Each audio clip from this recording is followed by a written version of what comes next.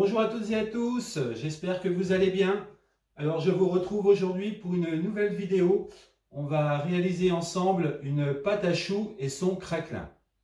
Alors, pour faire une bonne pâte à choux, donc il nous faut du liquide, donc soit de l'eau, soit un mélange de eau plus lait, ou du lait, du beurre, de la farine, des œufs, une petite pincée de sel. Alors, avant de commencer les différentes étapes, donc généralement, on nous demande dans une pâte à choux qu'il faut 2, 3, 4 œufs, selon la quantité qu'on désire. Mais c'est vrai qu'entre un petit, un moyen ou un gros, on n'a pas le même poids.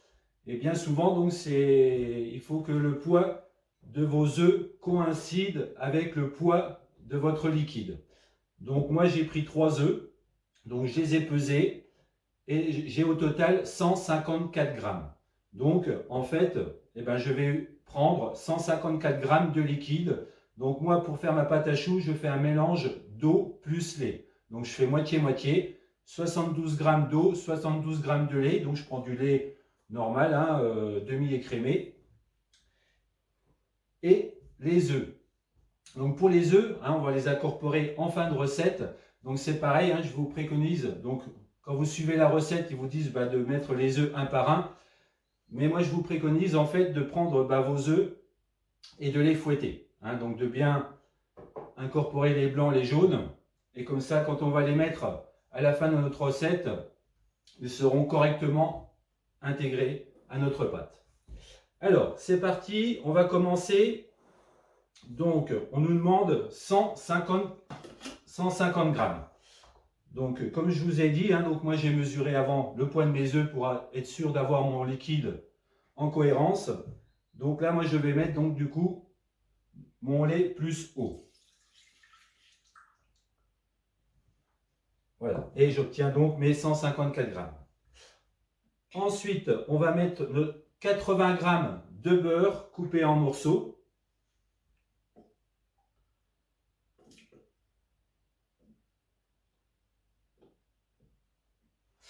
Voilà. Une petite pincée de sel.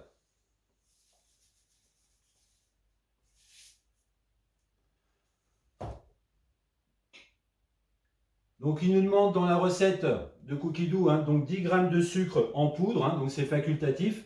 Moi, personnellement, quand je fais ma pâte à choux, je ne mets pas de sucre. Donc, je passe l'étape. Et là, on nous demande d'insérer le couvercle, de remplacer notre gobelet doseur par le panier cuisson. Et on est parti pour 5 minutes à 100 degrés, vitesse 1. Donc là, maintenant, on va mettre nos 120 grammes de farine. Donc, je vous conseille pareil, la farine, surtout quand on fait de la pâtisserie, pardon, de la tamiser. Ça va s'incorporer plus facilement.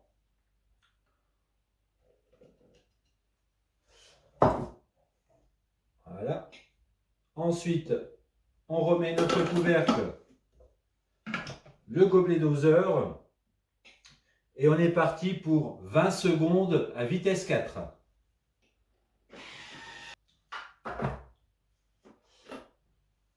Donc le résultat, donc vous avez ceci. Donc là, il nous demande de retirer le bol de son socle, de réserver et en fait de laisser refroidir donc une dizaine de minutes pour redescendre donc, notre préparation en température, l'idéal entre 40 à 50 degrés. Et après, donc nous allons incorporer nos jaunes. Voilà, donc notre pâte à choux donc, est redescendue en température. Donc c'est vrai que quand vous remettez le bol, donc on voit qu'on a maintenant à 50 degrés. Donc là, on est bon pour continuer, faire la suite. Donc je reprends donc ma cuisine guidée de pâte à choux que j'avais mis en attente. Donc là, en fait, et maintenant, vous allez avoir deux solutions qui s'offrent à vous. Soit donc là, il vous demande de préchauffer votre four. Donc ça, c'est vraiment dans la solution, si vous faites tout de suite votre pâte à choux, hein, vos choux. Et moi, aujourd'hui, donc, je ne vais pas faire mes choux tout de suite. En fait, je vais mettre ma pâte dans ces demi-sphères et que je vais mettre au congélateur. Et justement, je vais pouvoir utiliser ça dans 2 jours pour mon petit apéro dînatoire, tout simplement. Donc comme ça, et en même temps, ça me permettra d'avoir en fait des beaux choux bien réguliers. Hein, parce que c'est vrai que des fois, quand on va les pocher tout de suite, ils n'ont pas forcément tous la même forme. Là, je suis tranquille. En faisant cette méthode-là, le résultat est nickel. Voilà, donc là maintenant, on va mettre nos 3 œufs. Donc on va faire suivant. Donc là, ils nous disent donc 1 minute 30 à vitesse 5. Et là, ce qu'on va faire, donc on va incorporer nos œufs, donc un par un, donc toutes les 15-20 secondes. Donc moi, comme je vous ai dit, je les ai déjà fouettés ensemble. Hein, donc je vais mettre un tiers, un tiers, un tiers, hein, tout simplement.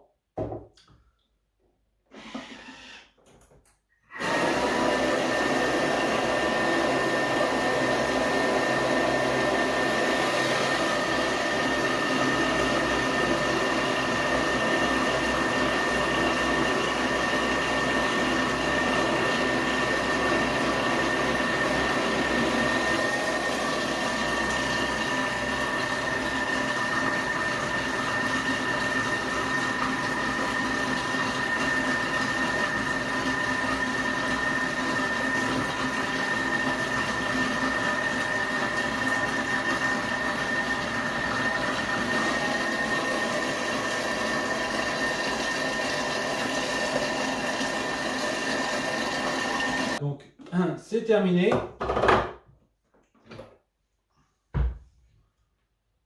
Donc, on redescend les parois.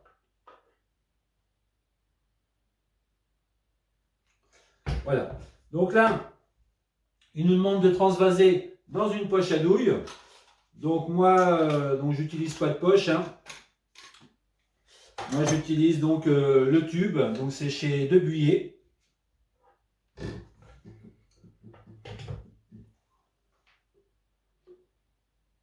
Voilà, donc maintenant, on a une bonne pâte à choux là.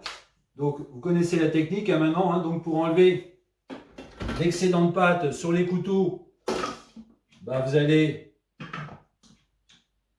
chercher le mode turbo.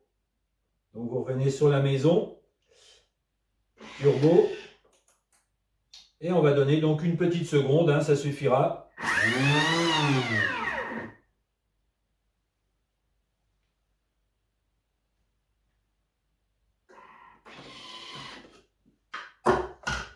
Voilà, donc tout l'excédent de pâte est enlevé des couteaux et projeté sur la paroi du bol. Et mine de rien, ça fait quand même quelques choux récupérés. Ça serait dommage de gâcher.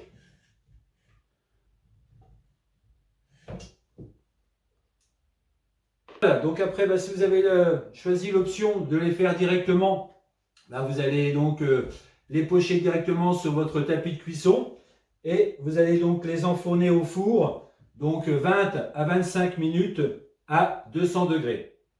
Ou selon, pareil, votre four, c'est toujours délicat. Vous seul connaissez votre four, donc, ou jusqu'à coloration, donc toujours à surveiller, bien entendu. Voilà. Donc là, moi, ce qu'on va faire, moi, j'ai pris la solution où je vais donc pocher donc mes empreintes, mes demi-sphères.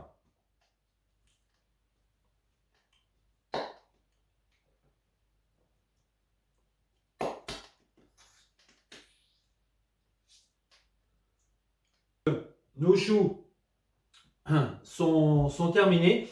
Donc voilà pour info, j'ai fait donc 15, 18, 21, 24. J'ai fait 26 petits choux. Donc ils ont un diamètre de 3 cm. Bon voilà, donc maintenant il n'y a plus qu'à mettre au congélateur. Et vous allez donc après les enfourner donc, quand vous en aurez besoin. Donc on les décongèle pas, vous les enfournez directement congelés. On mettra le craquelin dessus pareil, congelé. Et après, vous suivez donc le temps de cuisson qui vous est indiqué. Donc voilà le résultat donc après la cuisson, hein, comme je vous ai dit. Hein. Donc j'ai mis 24 minutes. Et après, j'ai laissé entrouvert un tout petit peu la porte, une dizaine de minutes. Donc voilà mes choux craquelins. Donc maintenant, il n'y a plus qu'à les garnir avec une crème mousseline. Voilà. Donc j'espère que cette vidéo vous a plu. Donc n'hésitez pas à vous abonner, à liker. Et je vous dis à une prochaine vidéo. Bye bye!